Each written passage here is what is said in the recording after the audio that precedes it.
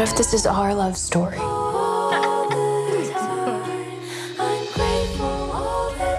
Oh, goodness, what a lady you are. All I've ever wanted to be. I'm pretty when I cry. Hi, my name is Nigel Chambers of Big Gold Belt Media. Matthew, guys, a pleasure to talk to you today about season 1 of the Buccaneers, which is available now on Apple TV+. Now, I know I can't be the first person to have said this today, but Team Theo or Team Guy? That's got to print those shirts, Apple. There's money to be made here.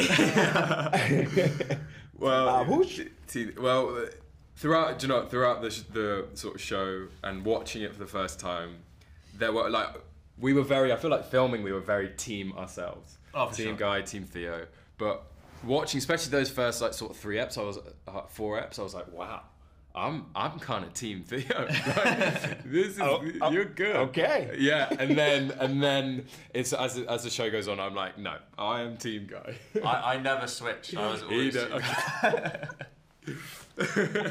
True to your character, man. Seems to be very straight about the book there. But no, that's truly my first question: is who do you all think is the better man for Nan? Who do you think is? I feel like I'm not a big fan of ruining happy homes, so I'm kind of, anti-guy on that note. And Theo, I think, is a little self-absorbed at times, but I think it comes around. I think just a little bit more time, the conversation, they'll be fine. But it's hard to say that Guy isn't a good person in the right circumstance. So that's kind of my assessment of it. Also, I think there was another opportunity for Guy in the season that I'm surprised they didn't kind of capitalize on. But I need to hear from you two. Who do you think is truly the best person for Nan? I think if Theo wasn't, you didn't bring what you bring and you didn't have the life that you have, I think then I could potentially say Theo.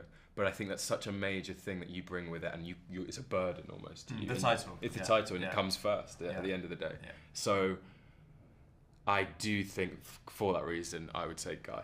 Yeah. I think what's so great is that it's such a conversation, and such it a means that conversation, there's different people. There's so many people who are a Team Guy or Team Theo, and I think it shows that they're both good. They're both good people. Yeah. I think at their core. Yeah. Obviously, Team Theo is the right answer, but I'm just going to quickly say before I get to my next question that I was a little pro Lizzie and Guy. I thought there was something that could have been there that I'm just kind of like, wow, nothing else. But I do. This is a little bit of a complex question. Will be my last question. Is that was there ever moments in the script that you question, and not in the sense of like unprofessionalism, but like through the eyes of like actions and reactions, knowing like Guy was having a lot of sidebar conversations with Nan, and Theo was just kind of like, whatever. Was there ever moments where you start to think like that probably should have happened a different way, or kind of went about it a different way? Did you kind of question it through those eyes at times? Yeah, I think because also we're approaching it, we're seeing it from eyes of a modern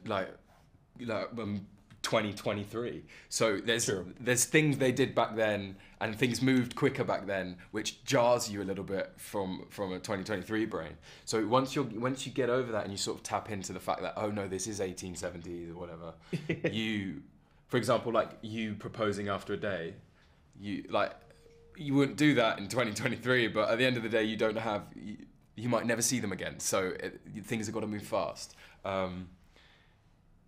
But yeah, I don't know. Yeah, I think I definitely moments when I read the script. I think there's a bit in episode 3 where Conchita goes out and gets lost in the storm, and Guy and you're with Nan helping the whole time. And I was reading it, I was going, "Where's Theo? Where am I? What are you doing? Where am I? Am I just like, has he not noticed that his fiance's gone missing?" So there were a couple of those, but I'm sure he was busy being introduced to I don't know the Duke of York, something like that. Yeah.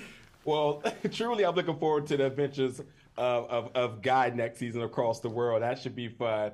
But nonetheless, I did really love you two's work on this, the camaraderie, that friendship that you really did buy into, and I cannot wait to see where the story goes next. So thank you both for your time today. Hopefully, we get to talk again very soon. Oh, thank you so much.